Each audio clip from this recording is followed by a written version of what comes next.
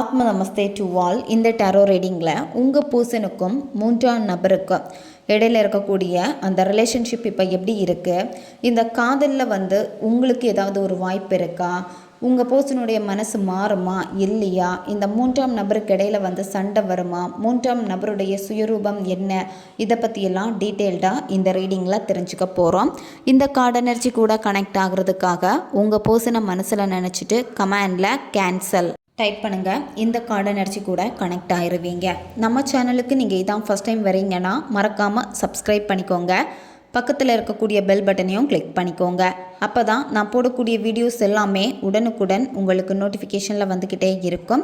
உங்களுக்கு எங்கிட்ட பர்சனலாக கிளாஸஸ் எடுத்துக்கணும் அல்லது உங்களுக்கு பர்சனல் டேரோ ரீடிங் தேவைப்பட்டுச்சுன்னா இன்ஸ்டா அல்லது மெயிலில் காண்டாக்ட் பண்ணுங்கள். டீட்டெயில்ஸ் எல்லாமே உங்களுக்கு வீடியோ ஸ்க்ரீனில் வந்திருக்கும், செக் பண்ணிக்கோங்க. இப்போது இந்த ரீடிங்கில் நம்ம போகலாம். உங்கள் பர்சனுக்கும் மூன்றாம் நபருக்கும் இடையில இருக்கக்கூடிய ரிலேஷன்ஷிப் இப்போ எப்படி இருக்குது, உங்கள் பர்சன் இப்போ அந்த மூன்றாம் நபர்கிட்ட பேசுகிறாங்களா இல்லையா அப்படின்னு பார்க்குறப்ப இப்போ உங்கள் பர்சனுக்கும் மூன்றாம் நபருக்கும் இடையில நல்ல உறவாக போயிட்டுருக்கா அப்படின்னு பார்க்குறப்ப கிடையாது, சரியா? ஏன்னா உங்கள் பர்சனுடைய மனசில் பார்த்தீங்கன்னா அவங்களுடைய ஆழமான பதிவுகள், அதாவது அவங்க மனசில் உங்களை பற்றின அந்த காதல் ரொம்ப ரொம்ப ஆழமாக பதிஞ்சிருக்கு. உங்ககிட்ட பழகுன அந்த பழக்க வழக்கங்கள் இதெல்லாமே இப்போ அவங்களுக்கு வருது, சரியா? இப்போ உங்களை வேணான்னு விலகி போயிருப்பாங்க இன்னொரு நபருக்காக. அங்கே போயுமே இப்போ உங்கள் பர்சனுடைய மனசு தேடுறது உங்களை தான், சரியா?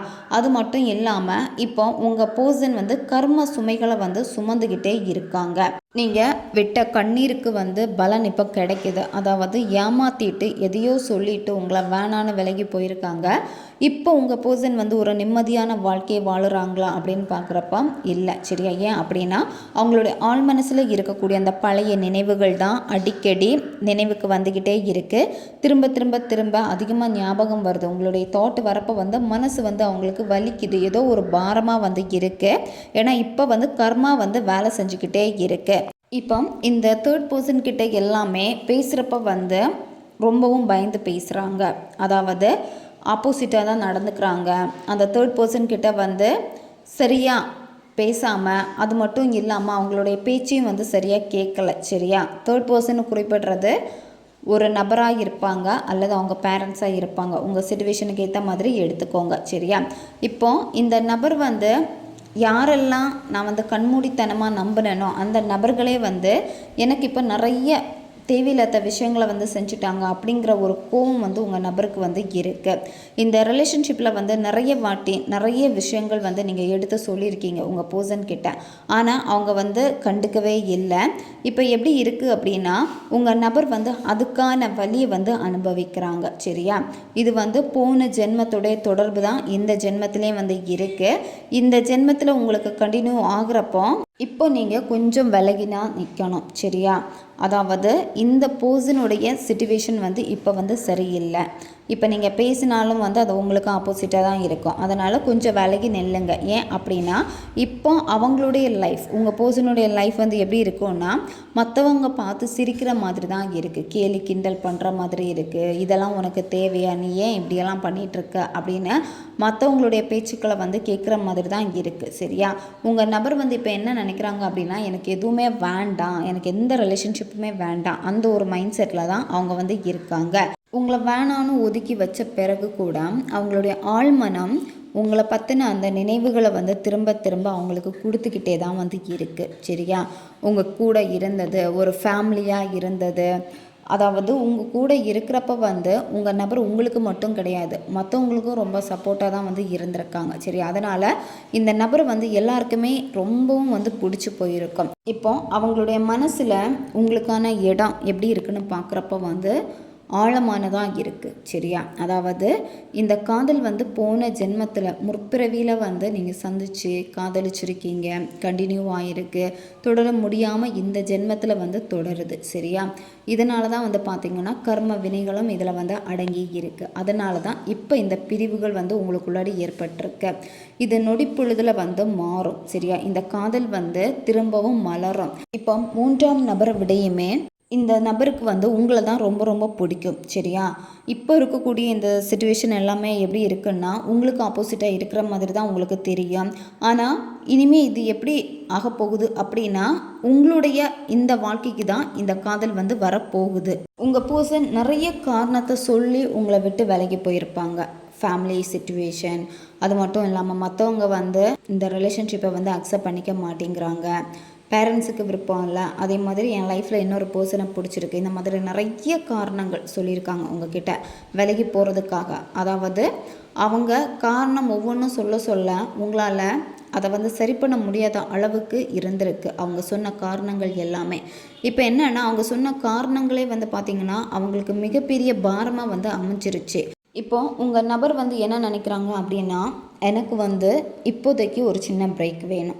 ஒரு பக்கம் நீங்கள், இன்னொரு பக்கம் மூன்றாம் நபர், மற்ற சூழ்நிலைகள் இதெல்லாமே இருக்கிறப்ப உங்கள் பர்சன்னால் வந்து சரியாக எதுலேயுமே கவனம் செலுத்த முடியாமல் வந்து இருக்குது. சரியா?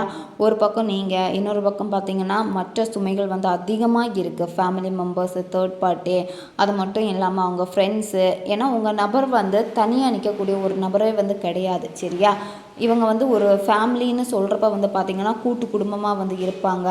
உங்களை மட்டும் பார்க்க மாட்டாங்க, அவங்க ஃபேமிலியை தான் மெயினாக வந்து பார்ப்பாங்க. எல்லாரும் என்ன நினைப்பாங்க, நான் லவ் பண்ணிட்டேன் ஆனால் வந்து என்னென்னா சம்மதிக்கலை, இப்போ எங்கள் வீட்டில் கூட சம்மதிக்க வைப்பேன், ஆனால் என்னுடைய சுற்றி இருக்கக்கூடிய குடும்பத்தை வந்து எப்படி நான் வந்து சம்மதிக்க வைக்கிறது, அவங்களுக்கு வந்து விருப்பம் இல்லை, அதனால் வீட்டில் உள்ளவங்களோடைய மனசு மாறிடுச்சு. இந்த மாதிரியான நிறைய காரணங்கள் வந்து உங்ககிட்ட வந்து சொல்லியிருக்காங்க. இந்த காரணமே வந்து பார்த்திங்கன்னா இப்போ அவங்களுக்கு ஒரு பெரிய சுமையாக வந்து இருக்குது. சரியா? உங்கள் பர்சன் வந்து இப்போ நிம்மதி இல்லாமல் வந்து இருக்காங்க. இப்போ உங்கள் நபர் வந்து குழப்பமாக இருக்காங்க. உண்மையிலேயே உங்கள் பர்சனுக்கு என்ன வேணும் அப்படின்னு, நீங்களா இல்லை மூன்றாம் நபரா அப்படின்னு தான் அதிகமாக யோசிக்கிறாங்க.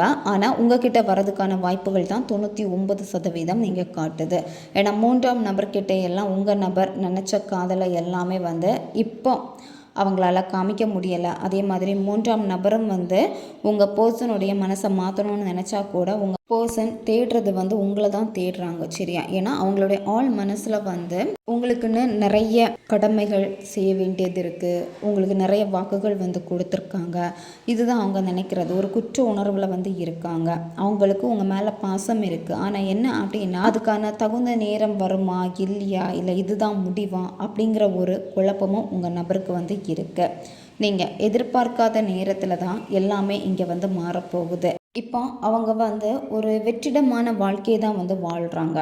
முழு மனதோடு வாழ்கிறாங்களா அப்படின்னு பார்க்குறப்ப இல்லை, ஏதோ ஒரு தேடல் இருக்குது, எதையோ மிஸ் பண்ணுற மாதிரியான ஒரு உணர்வு அவங்களுக்கு இருக்குது. இப்போ என்னத்தான் தேர்ட் பர்சன் வந்து உங்கள் இடத்த வந்து நிரப்பி இருந்தாலுமே, ஆனால் அவங்கக்கிட்ட வந்து அவங்க உங்ககிட்ட உணர்ந்த ஒரு அன்பை வந்து உணரலை. சரியா? ஏன்னா அவங்களுடைய மனசில் வந்து ஒரு தவிப்பு வந்து இருக்குது. இப்போ நீங்கள் வந்து எதிரெதிராக இருக்கீங்க. ஒரு பக்கம் நீங்கள், இன்னொரு பக்கம் மூன்றாம் நபர், இந்த மாதிரி எதிரெதிராக இருக்கிறப்ப இப்போ உங்கள் பர்சனால் தேர்வு செய்யவும் முடியலை. சரியா? அதாவது அவங்களுடைய மனசு தேடுறது வந்து உங்களை தான் இருந்தாலுமே அவங்க இப்போ அந்த மூன்றாம் நபர்கிட்ட பேசுகிறாங்க. உங்கள் மேலே ஒரு கோவத்தில் அவங்க வந்து இருக்காங்க. கோவத்தினால தான் இந்த ரிலேஷன்ஷிப்பை விட்டு அவங்க வந்து போயிருக்காங்க. சரியா? இப்போ அந்த கோவம் அப்படியே இருக்கான்னு பார்க்குறப்ப வந்து கிடையாது. சரியா? ஏன்னா உங்களை வந்து பரிதாபமாக பார்க்குறாங்க. அதாவது உங்களுக்குன்னு இவங்க செய்ய வேண்டிய நிறைய விஷயங்களை வந்து செய்யாமல் வந்துட்டோமே, இந்த ரிலேஷன்ஷிப்பை வந்து நான் ஏன் வந்து சரியாக பயன்படுத்திக்கலை, சரியாக கொண்டு போகலை, அந்த ஒரு உணர்வில் தான் அவங்க வந்து இருக்காங்க. இப்போ அவங்க பேசுனா நீங்கள் பேசுவீங்க, அதுவும் உங்கள் நபருக்கு வந்து நல்லாவே தெரியும். இருந்தாலுமே உங்கள் நபர் வந்து எந்த மூஞ்சை வச்சுட்டு பேசுகிறது, நான் தான் இவ்வளோ காயப்படுத்தியிருக்கேனே இந்த ரிலேஷன்ஷிப்பை, அவங்க வந்து என்ன நினைப்பாங்க என்னை பற்றி, சும்மா வர போகிற இந்த மாதிரி தானே நினைப்பாங்க அப்படின்னு அவங்களுக்கு ஒரு குற்ற உணர்வு வந்து இருக்குது. சரியா? காதல் வந்து உங்கள் மேலே இருக்குது அவங்களுக்கு. இந்த காதல் வந்து பார்த்திங்கன்னா கொஞ்ச நாள் உங்களுக்கு வந்து இருந்தாலுமே, உங்கள் கூட இருந்திருந்தாலுமே இந்த காதல் வந்து பொய்யான காதல் வந்து கிடையாது. இப்போ உங்கள் மனசு வந்து சமநிலையோடு இருக்கணும். அதாவது இப்போ உங்களுக்கு ஒரு சில நேரம் வந்து எப்படின்னா இந்த நபர் வேணும் அப்படின்ட்டுருக்கீங்க, ஒரு சில நேரம் வந்து எதுவுமே வேணாம் அப்படின்னு நினைக்கிறீங்க. இந்த மாதிரி மாறி மாறி நீங்கள் யோசிச்சுக்கிட்டே இருக்கீங்க. இந்த மாதிரி நீங்கள் யோசிக்கவே கூடாது. இந்த பர்சன் வேணும் அப்படின்னா அதை நீங்கள் சமநிலையாக நீங்கள் வச்சுருக்கணும். அதே மாதிரி உங்களை நீங்கள் அதிகம் ஃபோக்கஸ் பண்ணணும். செல்ஃப் லவ் அதிகமாக உங்களுக்கு வந்து இருக்கணும்.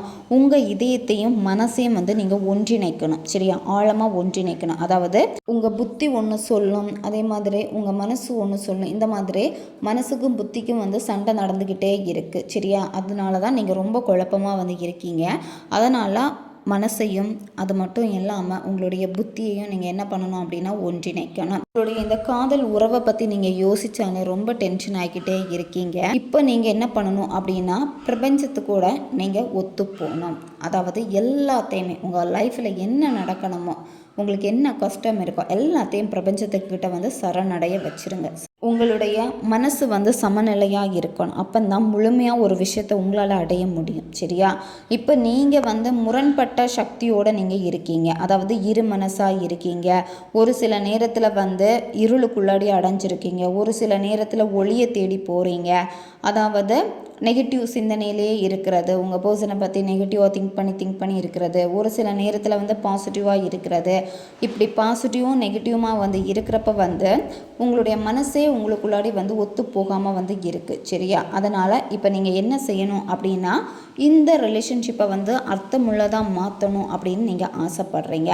அர்த்தமுள்ளதாக மாற்றணும் அப்படின்னா முதல்ல உங்களுக்குள்ளாடி நடந்துக்கிட்டு இருக்கக்கூடிய மன போராட்டத்தை ஸ்டாப் பண்ணிவிட்டு உங்களை நீங்கள் வந்து முதல்ல சமநிலைப்படுத்திக்கோங்க.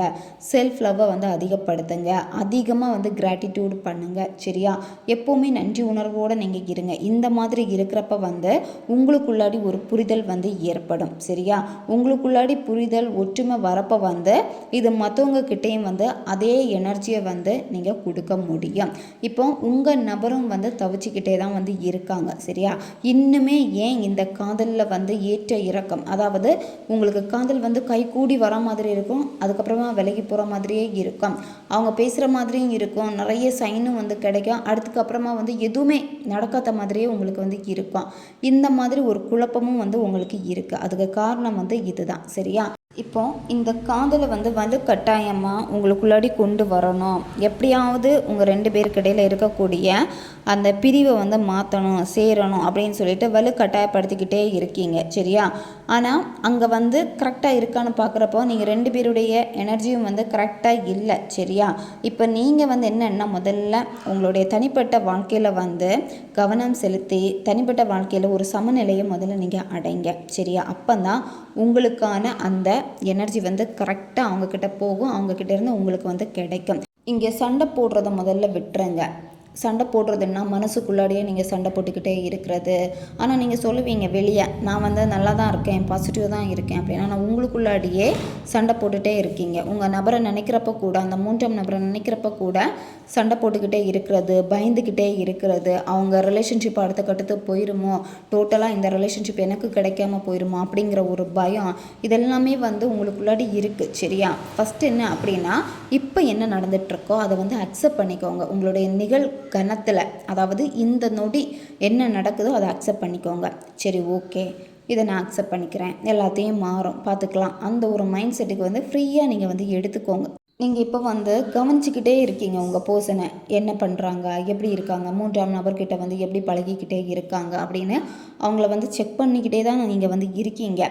உங்களுடைய ஒவ்வொரு டே லைஃப்பும் வந்து எப்படி போகுதுன்னு பார்க்குறப்ப வந்து பார்த்திங்கன்னா அவங்க மேலே கவனம் வந்து இருந்துக்கிட்டே தான் இருக்குது. இதனால தான் வந்து பார்த்திங்கன்னா உங்கள் இது கவனிக்க மாட்டேங்கிறீங்க, உண்மையை வந்து புரிஞ்சிக்க முடியாமல் நீங்கள் இருக்கீங்க, எதிலையும் வந்து நிலையாக இருக்க மாட்டேங்கிறீங்க. உங்கள் மனசு வந்து முதல்ல ஒருநிலைப்படணும். சரியா, ஒருநிலைப்படுறப்ப தான் வந்து எல்லாத்தையுமே வந்து உங்களுக்கு ஃபேவராக மாற்ற முடியும். உங்களுடைய வாழ்க்கை எப்படி போயிட்டுருக்கு? உங்களுடைய அன்றாட வாழ்க்கையில் வந்து அழுக அதிகமாக இருக்கா? அதாவது எப்போவுமே அழுதுகிட்டே இருக்கீங்களா? அந்த ஃபீலிங்ஸு, பழைய நினைவுகளை நினச்சிக்கிட்டே இன்னமும் உங்கள் வாழ்க்கையை வந்து நீங்கள் ஒவ்வொரு நாளும் வேஸ்ட்டு பண்ணிக்கிட்டு இருக்கீங்களா? இல்லை அந்த வாழ்க்கையை வந்து அழகாக மாற்றிக்கிட்டே இருக்கீங்களா? எளிமையாக ஆக்கிக்கிட்டே இருக்கீங்களா? நீங்களாக இருக்கீங்களா? மன நிறைவோடு இருக்கீங்களா? அப்படிங்கிறத முதல்ல நீங்கள் நோட் பண்ணுங்கள். சரியா, இந்த வாழ்க்கை வந்து எவ்வளோ அழகானது அப்படிங்கிறத முதல்ல நீங்கள் பாருங்கள். இப்போ நீங்கள் என்ன பண்ணுறீங்க அப்படின்னா, ஒரு டே எல்லாமே மாறும், என்னை நான் மாற்றிப்பேன், நாளையிலேருந்து எல்லாமே நான் செய்வேன் அப்படின்னு கூட நீங்கள் நினைக்கிறீங்க. ஆனால் அந்த டேயில் வந்து நீங்கள் கரெக்டாக இருக்கீங்களான்னு பார்க்குறப்ப இல்லை. சரியா? ஏன்னா மறுபடியும் நீங்கள் பழைய இதில் தான் வந்து நினைக்கிறீங்க, பழைய எண்ணங்களோட நீங்கள் ட்ராவல் பண்ணிக்கிட்டே இருக்க ஒவ்வொரு நாளும் நீங்கள் எடுத்து வைக்கக்கூடிய முயற்சிகளை வந்து நீங்கள் கவனிக்காமல் விட்டுருக்கீங்க, வாய்ப்புகளை வந்து தவற விட்டுக்கிட்டே இருக்கீங்க. இப்போ உங்கள் வாழ்க்கை வந்து ஒரு போராட்டம் நிறைஞ்ச மாதிரியே வந்து போய்கிட்டே இருக்கிற மாதிரி இருக்குது. சரியா? இப்போ நீங்கள் மன விழிப்புணர்வை வந்து கொண்டு வரணும். சரியா? நடக்கக்கூடிய விஷயங்களை வந்து ஏற்றுக்கொள்ளுங்க. உங்கள் பூசனுடைய கவனத்தை நீங்கள் ஈர்க்கணும் அப்படின்னு சொல்லிட்டு முயற்சி பண்ணுறீங்க. ஆனால் மற்றவங்க தான் வந்து கவர்ந்துக்கிட்டே இருக்காங்க உங்கள் பர்சனை. ஏன் நீங்கள் வந்து இன்னுமே உங்கள் நபரால் கவனிக்கப்படலை? நீங்கள் எப்போவுமே வந்து அவங்க நமக்கு வந்து வேணும், அவங்க நம்ம பக்கம் திரும்பணும் அப்படின்னு தான் யோசிக்கிறீங்களே தவிர அதுக்கு நீங்கள் என்ன முயற்சிகள் எடுத்தீங்க? அதாவது உங்களை வந்து முழுசாக நீங்கள் மாற்றிக்கிட்டீங்களா? உங்கள் கரியரில் ஃபோக்கஸ் பண்ணிங்களா? ஜெயிச்சிங்களா? உங்களையே அதிகமான கேள்விகள் கேட்டுக்கோங்க. ஒரு வண்ணத்து பூச்சியை நீங்கள் பிடிக்க போனீங்க அப்படின்னா அது பறந்து போய்கிட்டே இருக்கும். கூண்டுக்குள்ளே போட்டு வச்சிங்க அப்படின்னா கொஞ்ச நாள்லே செத்து போயிடும். அதுக்கான தோட்டத்தை நீங்கள் உருவாக்கி கொடுத்துட்டீங்க அப்படின்னா நிறைய பட்டர்ஃப்ளை உங்களை தேடி வரும். சரியா? அதே மாதிரி தான் முதல்ல உங்களை நீங்கள் மாற்றிக்கோங்க, அமைதியாக இருங்க, உங்களை நீங்கள் ஃபோக்கஸ் பண்ணுங்கள். நிறைய விஷயங்கள் வந்து உங்களுக்கு எதிராக நடக்கிறப்ப கூட அதில் போராடணும், வாய் வார்த்தைகளை விட்டுறாதீங்க, அமைதியாக கொண்டு போங்க. சரியா? அப்போ தான் நீங்கள் வந்து கவனிக்கப்படுவீங்க. நீங்கள் நடக்கக்கூடிய விஷயங்களை வந்து எப்போவுமே கவனிச்சுக்கோங்க. கவனிச்சுக்கிட்டு உங்களுக்கு எது சந்தோஷத்தை கொடுக்குது, உங்கள் அன்றாட வேலைகள், அதில் வந்து ஆழ்ந்த மகிழ்ச்சியை எப்போ நீங்கள் கொடுக்குறீங்களோ, உங்களுடைய ஆழ்ந்த சந்தோஷத்தை நீங்கள் கண்டுபிடிக்கிறப்ப எல்லாமே இங்கே மாறும். சரியா? நீங்கள் உங்கள் நபருக்கு ஒரு நல்ல நபராக வந்து இருந்திருக்கீங்க, ஆனால் மூன்றாம் நபர் அதை விடையும் கவர்ந்து இழுத்துட்டு போயிருக்காங்க. சரியா? இந்த மாதிரி தான். அப்போது என்ன பண்ணணும், நீங்களும் பெஸ்ட்டான ஒரு பர்சனாக வந்து மாறணும். சரியா? அதனால் தேங்கி நிற்காதீங்க. இப்போ நீங்கள் மாயையில் தான் இருக்கீங்க. மாயைனா மற்றவங்க என்னை பற்றி என்ன நினைக்கிறாங்க, எப்படி என்ன பார்க்குறாங்க, அவங்களுக்கு பிடிச்ச மாதிரி நான் இருக்கிறேன்னா, ஏன் நான் பிடிக்காத மாதிரி இருக்கிறேன் அப்படின்னு எப்போவுமே இந்த மாதிரியான ஒரு சிந்தனை, அதே மாதிரி இந்த மாதிரி நீங்கள் யோசிக்கிறதா மாட்டிக்கிட்டே இருக்கீங்க. மற்றவங்களுடைய விமர்சனத்தை வந்து கேட்குறப்ப கூட உங்களுக்கு வந்து கஷ்டமாகிருக்கு. கடந்த கால பழக்க வழக்கங்கள் இதெல்லாமே வந்து உங்களை அப்படியே மாற்றிக்கிட்டே வந்து இருக்குது. ஒவ்வொருத்தரும் ஒவ்வொரு விதமாக உங்ககிட்ட மூன்றாம் நபரை பற்றி வந்து சொல்கிறாங்க. புற கருத்துக்களை வந்து இப்படி நீங்கள் கேட்குறப்ப என்ன ஆகுது அப்படின்னா, உங்களுடைய உள் உணர்வு சொல்கிறத வந்து நீங்கள் கேட்க மாட்டேங்கிறீங்க, உள் உணர்வை வந்து நம்ப மாட்டேங்கிறீங்க. உங்களுடைய உண்மையான சுயம் என்னங்கிறது கூட உங்களுக்கு தெரியாமல் வந்து இருக்குது. இப்போ கவனச்சிதறல்கள் உங்களுக்கு அதிகமாக வந்து இருக்குது. அதாவது தேவையில்லாமல் அதிகமாக யோசித்து ஒரு மாயிலேயே நீங்கள் மாட்டிக்கிட்டே வந்து இருக்கீங்க. உங்களுக்கு தேவையான விஷயங்களை நீங்கள் நம்புறதுக்கு பதிலாக நீங்கள் இப்போ என்ன பண்ணிகிட்ருக்கீங்க அப்படின்னா, உங்கள் பர்சன் வந்து என்ன பண்ணுறாங்க, உங்கள் பர்சனுடைய எதிர்பார்ப்பு எப்படி இருக்குது, நல்லா இருக்காங்களா, அது மட்டும் இல்லாமல் அவங்க எப்போ வருவாங்க, ஸோ இந்த மாதிரி எப்போவுமே வந்து திங்க் பண்ணுறீங்க, ரொம்ப திங்க் பண்ணுறீங்க. அவங்க ஏன் விலகி போகிறாங்க, இன்னுமே ஏன் எனக்கு எதுவுமே சரியாக மாட்டேங்குது அப்படின்னு ஒவ்வொரு கேள்விகளையும் எடுத்து நீங்கள் வச்சுக்கிட்டே இருக்கீங்க. இந்த மாதிரி கேள்விகள் வைக்கிறப்போ அங்கே நீங்களே ஒரு பதிலையும் வந்து கொடுத்துக்கிட்டே இருக்கீங்க. சரியா? அந்த பதில் எப்படி இருக்குன்னா, நீங்கள் உருவாக்கக்கூடிய பதில்கள் வந்து ஒரு கற்பனையாக இருந்தாலுமே அது வந்து உங்களுக்கு பயத்தை கொடுக்குற மாதிரி தான் இருக்குது. ஒரு சில நேரம் வந்து நல்லா தான் நினச்சாலுமே அடுத்த நொடி என்னென்னா அப்படியே ஆப்போசிட்டாக நினைக்கிறீங்க. ஒருவேளை வராமல் போயிடுவாங்களோ, ஒருவேளை அந்த தேர்ட் பர்சன் தான் வேணும்னு இருக்காங்களோ, இந்த மாதிரி குழம்புறீங்க. ஸோ இந்த மாதிரி கற்பனை பண்ணி அந்த மாயிலே இருக்கிறப்ப தான் உங்களால் உங்களுடைய அன்றாட லைஃப்பில் நீங்கள் என்ன பண்ணணும்னு நினைக்கிறீங்களோ அதை பண்ண முடியாமல் அப்படியே அந்த டைமை வந்து வேஸ்ட் பண்ணிக்கிட்டே நீங்கள் போகிறீங்க. உங்கள் பர்சன் ரொம்பவே வருத்தப்படுறாங்க. சரியா? ஒரு சைடு நீங்கள் இந்த மாதிரி மனநிலையில் இருக்கீங்க, ஒரு சைடு உங்கள் பர்சன் எப்படின்னா தெரியாமல் வந்து மாட்டிக்கிட்டேனே இந்த தேர்ட் பர்சன்கிட்ட. உங்கள் பர்சனுடைய லைஃப்பில் வந்து ஒரு விஷயம் ரொம்ப ரொம்ப முக்கியமாக இருக்குது, அதை இழந்துடக்கூடாது அப்படிங்கிறதுக்காக தான் தேர்ட் பார்ட்டியை வந்து சூஸ் பண்ணியிருக்காங்க. சரியா? உங்ககிட்ட பேசுகிறதுக்கு கூட உங்கள் பர்சன் வந்து ரொம்ப பயப்படுறது அப்படின்னா அவங்க வந்து உங்களை தனிமைப்படுத்தி விட்டுட்டு போயிட்டாங்க. திரும்ப பேசுகிறப்ப வந்து எங்கே நீங்கள் மறுபடியும் காயப்பட்டுருவீங்களோ, அதாவது உங்களுடைய சுதந்திரத்தை பறிக்கிற மாதிரி அவங்க திரும்பவும் உங்களை வந்து அவங்க கட்டுப்பாட்டில் கொண்டு வந்துடுவாங்களோ, அதாவது அவங்க வந்து பேசினா நீங்கள் பேசிடுவீங்கன்னு தெரியும், அவங்களுடைய கட்டுப்பாட்டில் போவீங்க. அதே மாதிரி உங்களுக்கு தேவையானதை வந்து நீங்கள் பார்க்க மாட்டீங்க. அந்த ஒரு பயம் வந்து இருக்குது உங்கள் நபருக்கு. ஏன் அப்படின்னா இந்த நபருக்காக வந்து நிறைய விஷயங்கள் சாக்ரிஃபைஸ் பண்ணியிருக்கீங்க. இப்போ அந்த குற்ற உணர்வு அவங்களுக்கு ரொம்ப ரொம்ப இருக்குது. இப்போ நீங்கள் வந்து நிகழ்காலத்தில் தான் கவனம் செலுத்தணும். எதிர்காலத்தை வந்து நீங்கள் இப்போவே வந்து யோசிக்காதீங்க. இப்போ வந்து நீங்கள் எங்கே கவனம் செலுத்திட்டு இருக்கீங்க, என்ன பண்ணிகிட்ருக்கீங்க, அதை சரியாக பண்ணுறீங்களா, சரியான ஆற்றலை கொடுக்குறீங்களா அப்படிங்கிறத முதல்ல வந்து கவனிங்க நீங்கள். சரியா? இந்த ரிலேஷன்ஷிப்புக்காக ரொம்பவே நீங்கள் போராடிக்கிட்டே வந்து இருக்கீங்க. போராடுறதுக்கு பதிலாக இனிமேல் வந்து உங்கள் உள்குரலை வந்து நீங்கள் கேளுங்க. சரியா? பார்க்கக்கூடிய கண்ணோட்டங்களை முதல்ல நீங்கள் மாற்றிக்கோங்க. ஒவ்வொருத்தரும் ஒவ்வொரு விதமாக உங்ககிட்ட சொல்கிறப்ப உங்களுக்கு பயம் அதிகமாக இருக்குது. இந்த காதலை நினைக்கிறப்பவே பயம் அதிகமாக இருக்குது. உங்கள் பர்சனுடைய சந்தோஷத்துக்கு காரணம் வந்து நீங்கள் தான். சரியா? எப்போவுமே உங்ககிட்டையும் சொல்லியிருப்பாங்க, என்னுடைய இந்த சந்தோஷத்துக்கு காரணம் வந்து நீ தான், நான் நானாக இருக்கேன் அப்படின்னா அதுக்கு வந்து காரணமும் வந்து நீ தான். உங்களை எப்போவுமே வந்து புகழ்ந்து தான் சொல்லியிருக்காங்க. இப்போ கூட உங்கள் மனசு எதை தேடுது அப்படிங்கிறது அவங்களுக்கு தெரியுது. உங்கள் நபருடைய மனசும் வந்து பார்த்திங்கன்னா பெரும் சுமையாக தான் வந்து இருக்குது. ஏன்னா இந்த ரிலேஷன்ஷிப்புக்காக அவங்க வந்து எதுவுமே சரியாக பண்ணலையே அப்படின்னு தான் அவங்க வந்து நினைக்கிறாங்க. உங்ககிட்ட எல்லா விஷயத்தையும் சொல்லியிருக்கலாம், எல்லாத்தையும் அன்றைக்கே சொல்லியிருந்தா எல்லாத்தையுமே சரி பண்ணியிருக்கலாம் அப்படிங்கிற ஒரு தவிப்பு, ஏக்கம் எல்லாமே இந்த நபர்கிட்ட வந்து இப்போ நல்லாவே தெரியுது. நிச்சயமாக இந்த ரிலேஷன்ஷிப்பில் மிகப்பெரிய மாற்றம் வந்து இருக்குது. நீங்கள் எல்லாத்தையுமே மாற்றணும்னு நினைக்கிறீங்க. மாற்றத்தை வந்து மேலோட்டமாக நீங்கள் வந்து திணிக்கவே முடியாது. அதாவது எல்லாத்தையும் மேலோட்டமாக நீங்கள் நினைக்கிறீங்க மாற்றலாம் அப்படின்னு. ஆனால் உண்மையிலே வந்து அது மையத்தில் இருந்து நீங்கள் ஆரம்பிக்கிறீங்களான்னு முதல்ல செக் பண்ணிக்கோங்க. சரியா? மேலோட்டமாக நீங்கள் எல்லாமே நினைக்கிறப்ப வந்து அது மேலோட்டமாக தான் போகும். சரியா? உங்களுடைய மனசில் இருந்து ஒரு அடித்தளத்தை நீங்கள் போட்டு கரெக்டாக ஒரு மாற்றம் வேணும் அப்படின்னா அதுக்கான உழைப்பை போட்டிங்கன்னா கண்டிப்பாக இந்த காதலை வந்து உங்களால் திரும்ப எடுக்க முடியும். ஏன்னா இந்த காதலில் இருக்கக்கூடிய பழைய விஷயங்கள், இப்போ நடந்துட்டு இருக்கக்கூடிய தேவையில்லாத இது எல்லாத்தையுமே மாற்றி உங்களுக்கு தேவையானதை கண்டிப்பாக உங்களால் வந்து எடுத்துக்க முடியும்.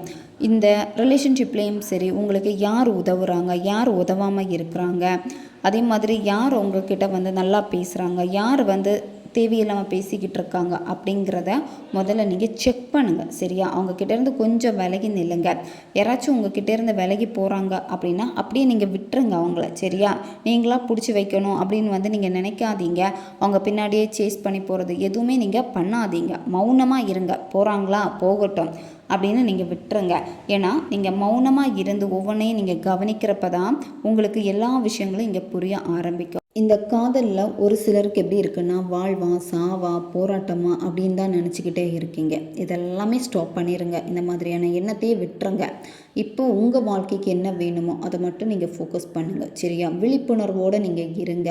முதல்ல இப்போ சில மாற்றங்களை நீங்கள் எடுத்து வைக்கிறப்போ கண்டிப்பாக நிறைய விஷயங்களை வந்து நீங்கள் அட்ராக்ட் பண்ணவும் ஆரம்பிப்பீங்க.